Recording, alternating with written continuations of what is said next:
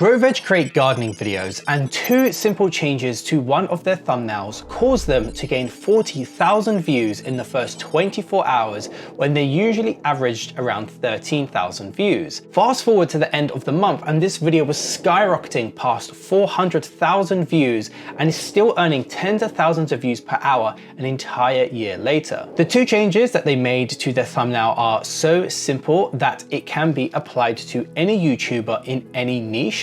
And so I'm going to reveal it to you in this video. As a thumbnail designer and consultant for many large YouTubers, I've made so many different thumbnails over the years that have taught me how to get people to click on videos. And so when I spoke to the GrowVeg team and they showed me their planned title before they made their thumbnail, I knew we could instantly make it better. They were going to upload a video titled, "What Can I Sow Now? Veggies to Sow in Late Summer," which in my opinion was a little uninspiring. Now, the title and thumbnail really determine how many views you'll get, because if it's not interesting or it doesn't play into the emotions of your viewer, they're way more likely to click on another video that does that. So it's worth your time learning what makes for great video packaging, as it's most likely the biggest thing holding back your YouTube channel from growing. So with this current title, I thought the video idea was great around telling people when to plant something, but I didn't think it played into the emotion of our target audience well enough. So I hopped on a Zoom call with the team to brainstorm some title and thumbnail ideas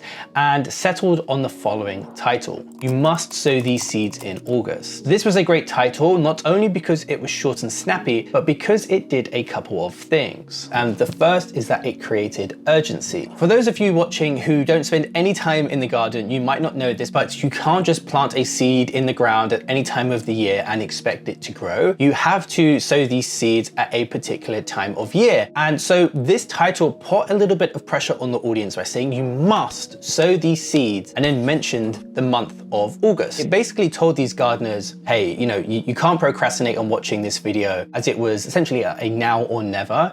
And if you didn't watch that video and didn't get these seeds in the ground by the end of August, you've now missed this window of planting those seeds, and it's just too late, and you're gonna miss out on these amazing fruits and vegetables. And so we uploaded this video right at the beginning of the month, and we saw that urgency immediately as the video gained 40,000 views in the first 24 hours when they usually only average 13,000 views. But what was actually more interesting is that the pressure built the more that the month went on, because the video became more and more urgent, because now I only have 10 days left in August, and now I only have 5 days left in August. I better watch this video very quick so I can order these seeds and get them in the ground.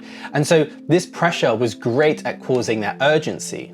Once it hits September, you can see here in the analytics that the video basically flatlines, and it was that way all year round. What's fascinating about including time within your video packaging is that it can lead to the same urgency again and again. As I film this, it's currently September, an entire year later, and we're still seeing huge spikes in the views as this video becomes relevant again, with over 250K new views, making this an evergreen video that will explode due to that urgency year after year. Okay, so here's an action step. When you're in the ideation phase, look at your upcoming video ideas and ask yourself, can I turn any of these videos into a video where there's urgency? Or can I take one of the video ideas and package it in a way that creates urgency within my target audience? Now, there is obviously a caveat here that I want to add, is don't use urgency if it's not legit. So for example, Graham Stephan has been scaring people for years now, really, with his titles about an upcoming crash and do this immediately and blah, blah, blah. I think that stuff really does work at first, because people get scared and nervous and they feel like they have to click so that they don't lose their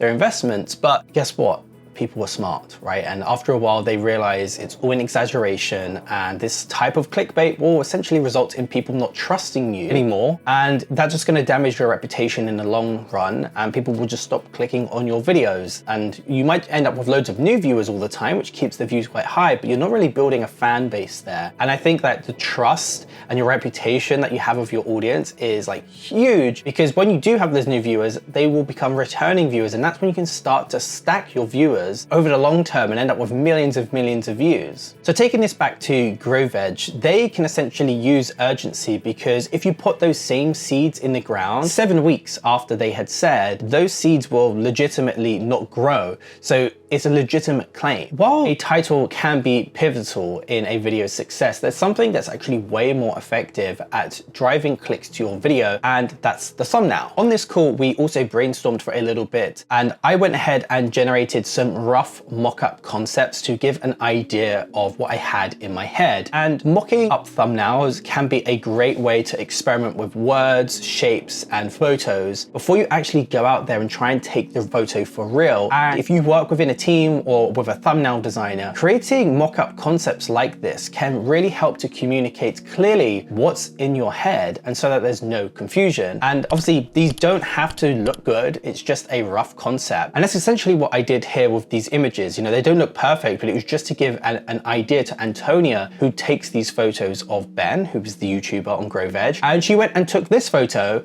which we used in the final thumbnail. Now, the second reason why this video's packaging worked so well to get views very fast was not only due to the urgency, but because of curiosity. Intrigue is one of the strongest emotions you can cause in your potential viewer to turn them from an impression to a view. So if we head to the thumbnailvaults.com, you'll find a database of over 1,000 of the best thumbnails on YouTube. If we change the filter here to curiosity, you'll get a bunch of thumbnails that use curiosity very well. This is a great tool I built to help you when it comes to designing thumbnails that will get you clicks. Now, if we take a look at these 3 thumbnails from the database, you'll see that they all use curiosity to get views. The first is I Survived the World's Quietest Room from Ryan Trahan, which generated 23 million views. This thumbnail works as it makes us ask questions which we'll only get the answer to if we click. What is this room that he's in? Why are all of the walls spiky? Why is he in pain if it's a quiet room?